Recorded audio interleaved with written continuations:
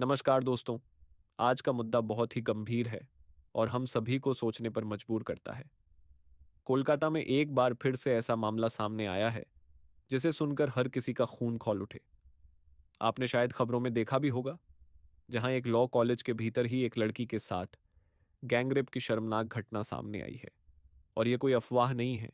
Police में report दर्ज हो चुकी है, आरोपी गिरफ्तार हो चुके हैं और मामला पूरी तरह से सामने है।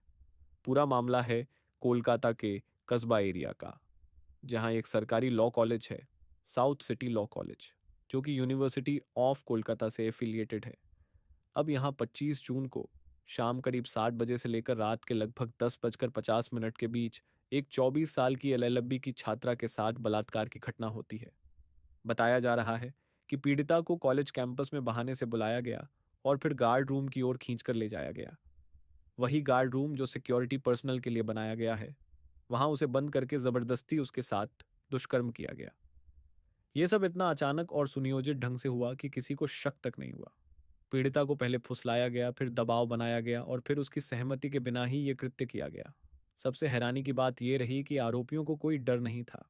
उन्होंने इस पूरी वारदात की मोबाइल से रिकॉर्डिंग भी की और फिर उसी को हथियार बनाकर धमकाया कि अगर तुमने किसी से कुछ कहा तो वीडियो लीक कर देंगे, जान से मार देंगे। लेकिन उस लड़की ने हार नहीं मानी। उसने हिम्मत दिखाई और 26 जून को जाकर कोलकाता के कस्बा पुलिस स्टेशन में रिपोर्ट दर्ज करवाई। इसके बाद पुलिस ने फौरन एक्शन लिया और 27 जून को तीनों आरोपियों को गिरफ्तार कर लिया गया। अब ये तीनों कौन हैं? जरा इन पर नजर डालते हैं। सबसे पहले नाम आता है मनोजीत मिश्रा का। उम्र करीब 31 साल। ये शख्स पहले इसी कॉलेज में स्टूडेंट रह चुका है और बाद में उसे वहीं किसी कॉन्ट्रैक्ट बेसिस पर काम मिल गया था। बताया जा रहा है कि ये पहले टीएमसीपी यानी तृणमूल कांग्रेस का छात्र संगठन का हिस्सा भी रह चुका है। हालांकि अब पार्टी का कहना है कि उसका इस वक्त उनसे कोई संबंध नहीं है। दूसरे दो आरोपी कॉलेज के मौजूदा छात्र हैं, जैब अहमद और प्रमित मुखर्जी। दोनों की उम्र 19 से 20 साल के बीच बताई जा रही है।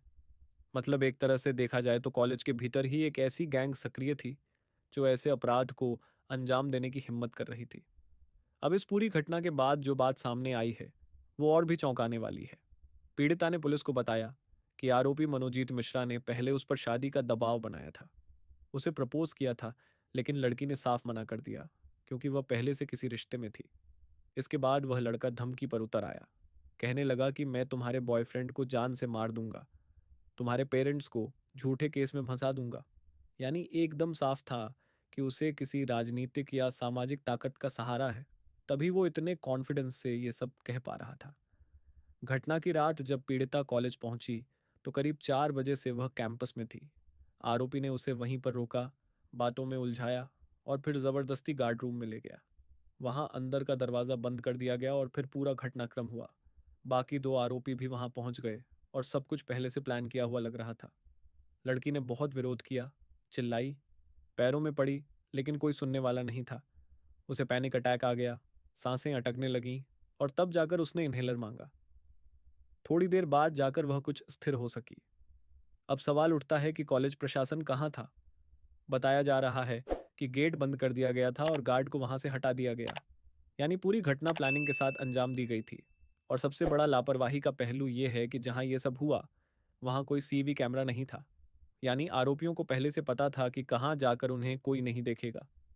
अब पुलिस ने तीनों के खिलाफ आईपीसी की धारा 376 डी गैंगरेप, 342 गलत तरीके से कैद करना, 506 धमकी देना और आईटी एक्ट की धारा 67 अश्लील वीडियो रिकॉर्ड करना और उसे वायरल करने की धमकी के तहत केस दर्ज किया है। तीनों के मोबाइल फोन जब्त कर लिए गए हैं और उन्हें साइबर फोरेंसिक के लिए भेजा गया है ताकि वीडियो या कोई और इलेक्ट्रॉनिक सबूत रिकवर किए जा सकें। पुलिस ये भी सुनिश्चित कर रही है कि पीड़िता का कोई भी वीडियो लीक न हो पाए। नेशनल कमीशन फॉर वुमेन की चेयरपर्सन रेखा शर्मा ने इस मामले में संज्ञान लिया है और कोलकाता पुलिस से एक विस्तृत रिपोर्ट मांगी है। साथ ही यह भी सुनिश्चित करने को कहा है कि पीड़िता को पूरी सुरक्षा मिले और मानसिक सहयोग भी दिया जाए। सोशल मीडिया पर इस मामले को लेकर जबरदस्त गुस्सा है। जस्टिस फॉर लॉ स्टूडेंट और इन शेम ऑन टीएमसी जैसे हैशटैग ट्रेंड कर रहे हैं। स्टूडेंट यूनियनों ने कोलकाता में प्रोटेस्ट निकाले हैं, कैंडल मार्च निकाले गए हैं और महिला अधिकार संगठनों ने इंस्टीट्यूशनल रिफॉर्म की मांग की है। अब बात आती है कि आखिर ये घटना क्यों महत्वपूर्ण है। सबसे पहले तो यह मामला कॉलेज कैंपस की सेफ्टी को लेकर बहुत बड़ा सवाल खड़ा करता है। क्या कॉलेज प्रशासन को पहले से ऐसी गतिविधियों की भनक नहीं थी? क्या पहले कोई शिकायत नहीं हुई थी? जानकारी के मुताबिक पहले भी स्टूडेंट्स और फैकल्टी मेंबर्स ने बताया था कि गार्ड रूम में कुछ संदिग्ध गतिविधियां होती हैं। फिर भी कोई कदम क्यों नहीं उठाया गया? और इससे भी बड़ी बात है, कॉलेजों में बढ़ती राजनीतिक घुसपैठ। छात्र संगठन जो किसी राजनीतिक पार्टी से जुड़े होते हैं, वे जब पावर में होते हैं तो उसका दुरुपयोग करते हैं, चाहे वह फैकल्टी को धमकाना हो या स्टूडेंट्स पर दबाव डालना। खासकर वेस्ट बंगाल जैसे राज्यों में, जहां लंबे समय से एक ही पार्टी सत्ता में है, वहां लॉ एंड ऑर्डर की हालत पर सवाल उठना लाजमी है। ये कोई एक घटना नहीं है। आरजी कार मेडिकल कॉलेज में भी ऐसा ही मामला सामने आया था, जहां सुरक्षा का जिम्मेदार ही अपराधी निकला। मतलब ये एक पैटर्न है, कोई इत्तेफाक नहीं। ये सिस्टम का फेलियर है। जहां लड़कियों को पढ़ाई के लिए भेजा जाता है, सोचिए उन माता पिता के बारे में जो अपनी बेटियों को पढ़ाने के लिए बड़े सपने लेकर कॉलेज भेजते हैं, लेकिन उन्हें हर दिन डर सताता है कि कहीं उनकी बच्ची के साथ कुछ गलत ना हो जाए। यही कारण है कि देश में महिलाओं की भागीदारी कम होती है, क्योंकि माहौल ही सुरक्षित नहीं है। आखिर में एक सवाल आपसे, क्या आपको याद है निर्भया फंड क्यों बनाया गया था? उसका उद्देश्य क्या था? कमेंट में ज़रूर बताइए।